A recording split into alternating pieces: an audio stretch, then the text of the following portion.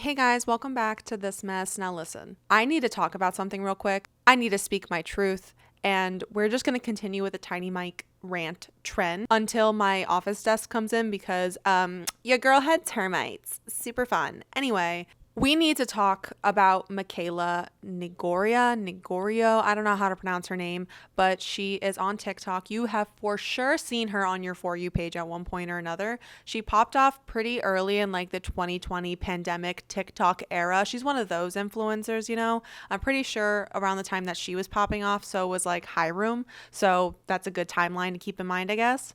She mainly does beauty content, makeup tutorials, cosmetic reviews, and she made a very big deal about her career transition from working in an Ulta retail store as a beauty advisor to doing content creation full time. Now, the reason we're talking about her today is that there was a cute little snippet of either her Instagram stories or a TikTok video. I'm not entirely sure of the origin of this clip. The clip starts with Michaela eating salad after her long day of working as an influencer, and she is essentially complaining about her long hours and how it's only 5:19 and she is just ending her workday. You know, I'm feeling like a fucking asshole today, so I'm gonna clap back at people because I'm tired. I'm so tired. Every single day, I get up at 6 a.m. I spend about 5 to 6 hours filming video content that ranges from 3 to 4 videos, and then I spend a few hours editing that video content. Then I have to work on my other social media profiles, whatever it may be, Instagram, whatever. It's fucking marketing. Then I'm in meetings from 12 to 5. I literally just finished work and it's 5:19. Try being an influencer for a day. Try it. Because the people who say it's easy are so far out of their minds, try it for a day. It is not for everybody. In fact, it's for a very small handful of people who can actually do this job. Because it's absolutely fucking insane. You do not want to have this job. I'm just saying. Now, listen, I'm not going to get into her whole backstory and everything like that. I don't know who this girl is, to be frank with you. I have a very neutral opinion of her, or at least I did prior to all of this. But I had been like silently observing her journey through the TikTok influencer transformation. And I've got some notes I would like to share with the class because honestly, I am a little sick of people getting famous for no fucking reason. Now, I don't judge people who love Michaela. I don't. The same way I don't judge people who like Addison Rae. She's like my number one least liked person on this planet. I do not judge that. What I judge, though, is the fact that we are so willing to give people fame, fortune, recognition, awards in some cases, for literally being at the right place at the right time. I'm not saying Michaela isn't like a skilled person when it comes to content creation. I'm not saying that there is a significant skill you need to have in content creation. But what I am saying is what Michaela does and what all these TikTok influencers and all influencers in general do is not completely and utterly unreplicable. Like, we do realize that most people who popped off on TikTok for dancing were just replicating dances that other people had made.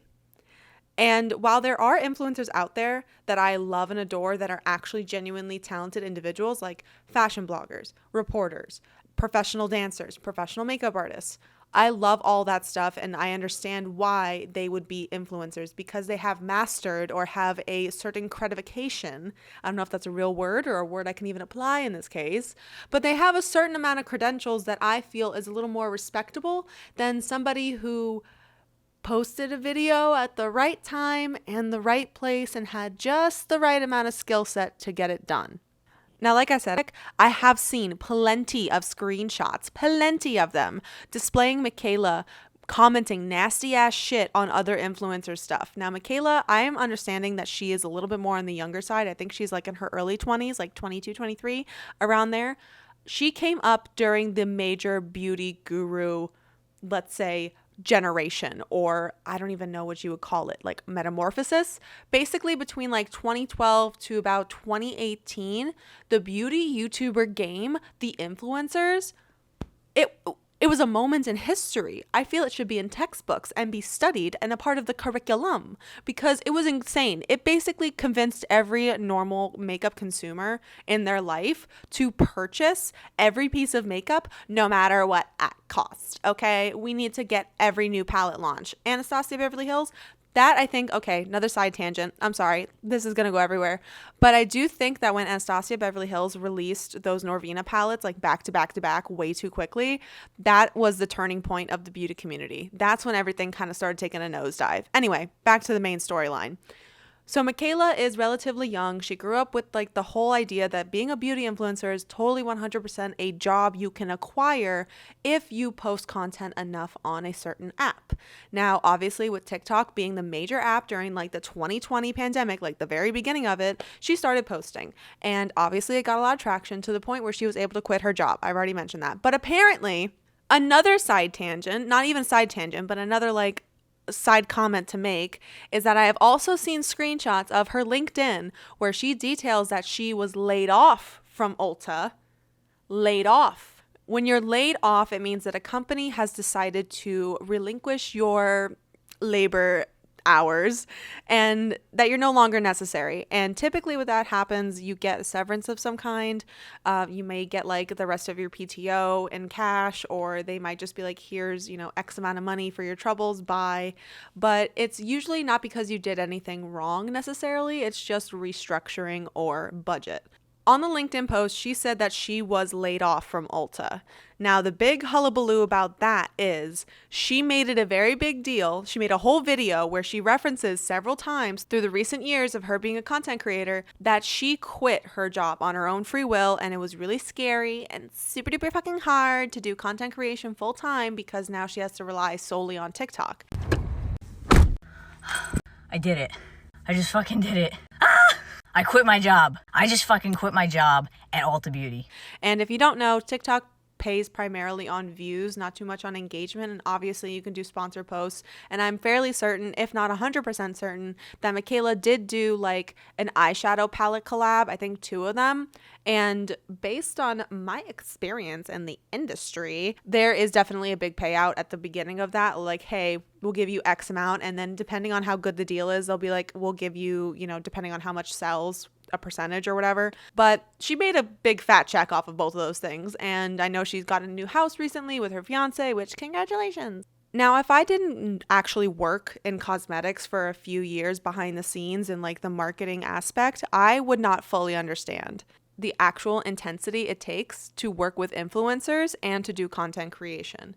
Now, I'm not trying to debunk anything that Michaela says. I fully believe that she definitely probably has a very busy schedule. But if you actually sit down and think about what she has to do, it's not that hard, honey. Like, your hobby is now your career. Isn't that the dream? Isn't that the goal? So while I understand it's a long, grueling day, emails are annoying, having to basically negotiate and tell people how much you're worth, I'm sure is not fun either. And it can definitely get a lot, for sure. For sure, honey bunny. But like, you're playing with makeup. This is what people do after working 12-hour shifts at the hospital, come home to do to relax. This is a leisure activity that you are now making a significant amount of money on, which, girl, this is a bit of a shower thought, so please don't take it too seriously. But when I sit down and I think about like what Michaela and other influencers are actually getting paid for, they're not really getting paid for like the work that they're doing. Follow my thought here. She is getting paid off of what the product could potentially make and or what the production cost of doing something, let's say like a commercial or a full-blown campaign. It's essentially taken away the whole need for commercials, for traditional marketing avenues, and has gone down a path that is much more inexpensive when it comes to the brand and the product company. When it comes to the influencer, they have the space, they have the product, they have the lighting, the editing, the everything. So the companies don't have to necessarily pay the huge cost of creating a whole new campaign and hiring makeup artists and models and directors and all this stuff. They just have to give a decent chunk of that production value and give it to the influencer, which could range from a lot. I mean, do some simple math. If it costs $1 million to do a year-long campaign traditionally through marketing, why would you not pay that influencer like 50,000 just for like a couple of Instagram stories or a TikTok video, which will generate the same amount of value as the $1 million production? You know what I mean? Am I making sense? Because that is how I think about it in my head when she's complaining about what she's doing versus the money that she's getting. Like, I understand you're doing a full days of work, 10 hours it seems. I mean, like, you wake up about like 8 o'clock. Don't be lying, said 7 or 5:30, honey. We saw the day in the live video. It was 7:38, and I am not rounding down. I am rounding up, honey.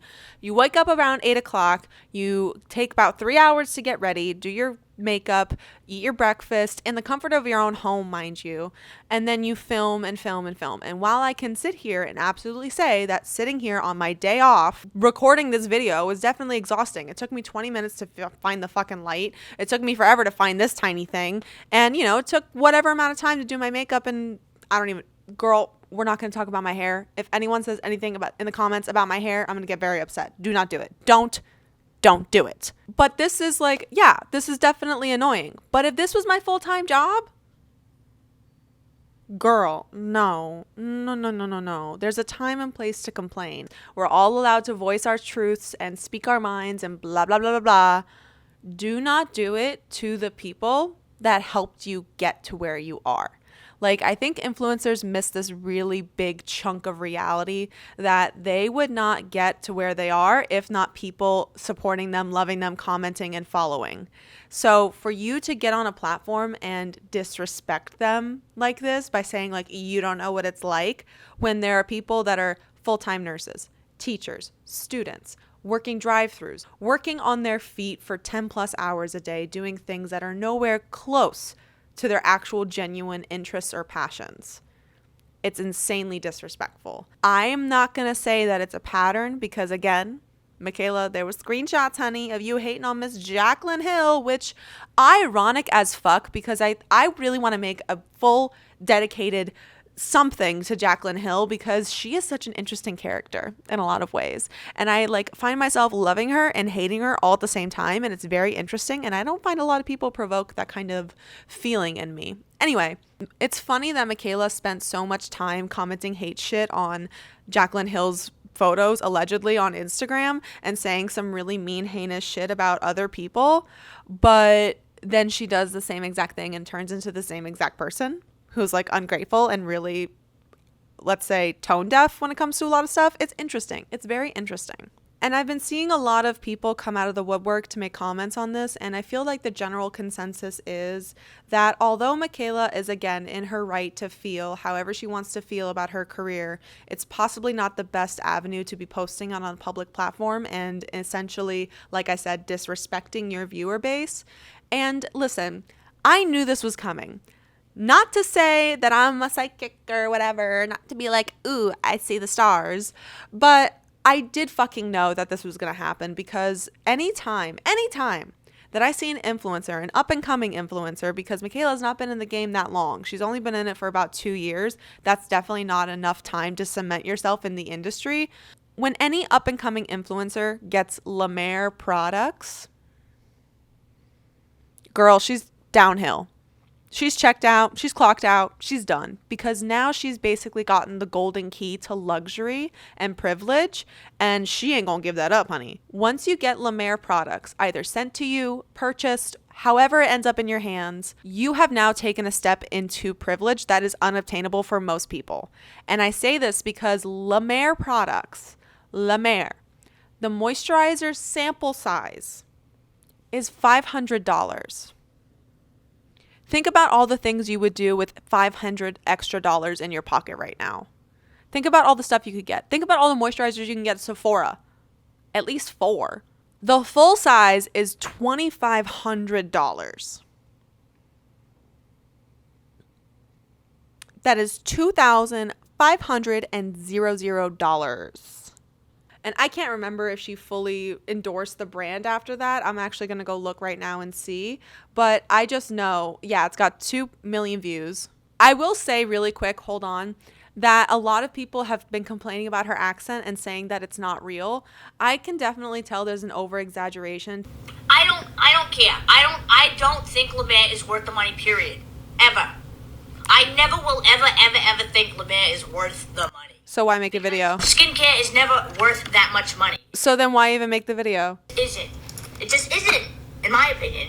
This isn't gonna give you a facelift. Like, it's not. It's gonna do what it probably says, and that's it. She's really trying to convince herself before she uses it if it's good or not. Just use it if you want to use it. But, like, don't be standing here on a pedestal being like, I'm of the common folk. I am of the people. I would never. Shut the fuck up. Shut the fuck up. Use it or toss it or donate it. The name, the history, and as a consumer, it's just up to your fucking, do you have the willpower to not buy it? I do, but they sent me it. So, is the packaging exquisite? Yes. I mean, the packaging is absolutely beautiful. Spa. I'm going to put it in my bathroom. I'm going to put it in my guest bathroom. My guests are going to be like, what the fuck? The little man stands are going to come for me and say, yeah, it is worth the money, though. It's not. It's literally not. I'm telling you right now. I have a skin cycling routine that is literally less than $30 across all 4 nights or whatever. Please. I understand if like you want to enjoy it and it's like a little nice thing you want to do for sure, but like no. And I'm not hating on Michaela with this. I'm not. I am making some snarky comments because I am a little wary of her now that I've heard what she's had to say about her working situation. So just keep that in mind. It's fine. If you want to spend the money on it, absolutely fucking do that. But I just don't want people to feel pressured that this is the only solution. Because it's not. But let's put this on my fucking face. I really need to shut the fuck up. Packaging is good. This is the treatment lotion. The packaging is good. This is the treatment lotion. It says to apply. Oh, error there? Editing? Feels really Girl, nice. Can I get a consensus? This moisturizing cream. Again, like to go through the whole skincare routine and the whole time be like, oh, it's not worth the money, but I'm going to use it anyway. I'm going to put it in my guest room. I'm going to do this and that with it. Girl, no, you have succumbed to the La Mer effect. We love a fresh jack, so I believe you're supposed to like take this in your hands and really warm it up. I could be wrong. And then apply to the skin. Yeah, that feels so good. Okay, there is a lip scrub. Just a polish, and it's going to soften the lips. Minty. Lips look bomb. Listen, the skin looks really good. But I know I can get the same result with other skincare. That's good. If it can take all my blemishes away, I'll keep using it. That'll take a while to find out. Fuck what I think, though. I want to know what you think. Would you spend the money? It's really frustrating seeing people who could so easily make a difference in the industry by instituting a different kind of attitude or narrative that isn't just the usual, I get lots of stuff sent to me because I need to test them and like it's an obligation and I have to keep all this stuff. And it just teaches a bunch of like really unhealthy mechanisms for people who can't afford that kind of lifestyle to constantly be buying stuff like, ooh, I need to try a new moisturizer because Michaela's trying new stuff. And it triggers something in your brain where you're like, I want to experience that too. And watching it not only doesn't always satisfy that feeling, it almost provokes it in a lot of ways. And I feel like, especially for younger kids, especially for the audience that Michaela and all these other influencers have, which is typically like middle school to high school, they're going to feel some type of way about the fact that they can't afford that kind of lifestyle. And it's going to institute some real kind of self-esteem problems. Now, is that something that's Michaela's fucking problem? I don't know. Okay. I don't know. I feel like the whole influencer culture is a bit too new for me to be like, yes, definitely, or no, definitely. But what I do know is that it's really annoying and really a waste of everyone's time at this point to continue pushing this idea that we all need to purchase either constant new products or luxury products instead of just getting the stuff that we need and that's it. I don't know about you, but I've seen Michaela's like whole little makeup room and I've seen a bunch of other influencer makeup rooms and all this kinds of stuff, and it makes me physically itchy. I do not see wealth. I do not see luxury. I do not see anything other than expiration. Not going to use. Wasted money. Wasted product. Wasted that. Fucking more product and more shit in the fucking ocean. Like more plastic being used. And like, I'm not trying to get on any kind of hill right now. I'm not trying to act any kind of way. I'm not trying to institute any kind of narrative. I get it. I'm just kind of ranting into this tiny microphone to probably who knows how many people. It's a lot of problematic things tied into one thing. And the more that oh my God, my friends went to the Lizzo concert last night and they won't shut up about it. Guys, I love you, but be quiet. I'm not trying to force any kind of narrative on anybody, okay? You can spend your money however you want. You can live however you want. You can do what you want in this life.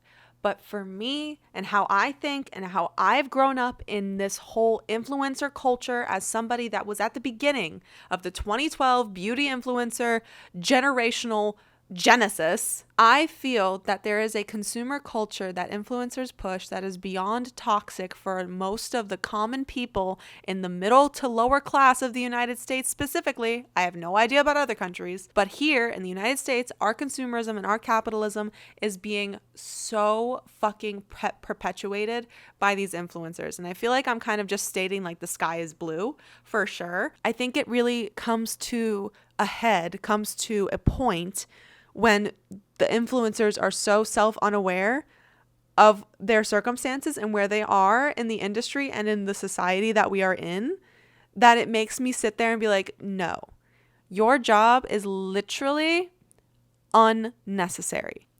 I always think about that Futurama episode. If you guys don't remember, if you've never seen it, great show.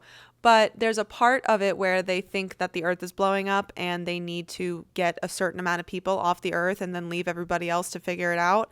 And how they determine that is you put your hand into a hand reader thing and it determines based on your economic status, contributing, job title, stuff like that, you get to survive or whatever. And I don't know if all the beauty influencers would be making it onto the ship. So that's where a lot of my thought process is coming from. Not that they are completely unnecessary. I do feel that a lot of influencers, a lot of dancers on TikTok, a lot of professionals, they do provide a lot of context, a lot of good advice, a lot of good things. But they need to keep the struggles within themselves and within their peer group, because once you start talking about it with the common folk, it's kind of a little bit of a veil pull. We have to put more value into what we're actually doing on a day-to-day basis than what these people are doing on a day-to-day basis, because honestly, it doesn't. Honestly, Michaela's like the least of our troubles, like truly the least of our troubles. I feel like we all should have gotten a little bit of a hint with that whole Jeffree Star, Shane Dawson series when we saw how huge Jeffree Star's fucking life is. I mean, that was a whole compound. That motherfucker had his own zip code with how big his house was. So it's not like Michaela is the tip of the iceberg necessarily, but there's definitely a lot more bullshit underneath that we need to explore. And I really want my influencers to like stop doing the same fucking song and dance we've seen 100 times. I don't want to see another unboxing of PR you got sent, because most of the time you don't use it, or you throw it out, or you use it once and then you add it to your collection and then it just rots in that 150 million drawer IKEA shit that you bought. Can we do something else? Is there another channel on? I don't know. I'm a bit bored. And Michaela really needs to be careful when it comes to this whole thing, because she is, again, not in the industry long enough to be getting this kind of attitude. And I don't think her fan base is loyal enough, given the various screenshots showing her talking shit about other influencers prior to her own success, as well as the screenshots debunking her whole narrative of her quitting Ulta. So there's got to be a little bit of consideration there when it comes to your actions, because influencers still to this day do not understand that the best way to keep your shit under wraps is to keep your fucking mouth shut. I swear, it's like they hire managers just to answer emails for them and not to give them any actual advice. It's shocking.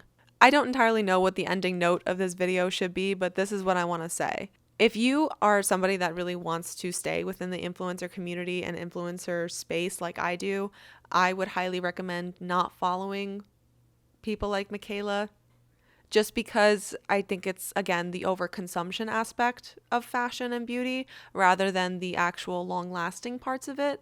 I love people like Hot Lamode. He makes some of the most amazing videos when it comes to fashion, and it really makes me feel a little bit more introspective about what I purchase and what I put on my body, as well as following people that have been editors for Vogue or for Harper's Bazaar or people like that.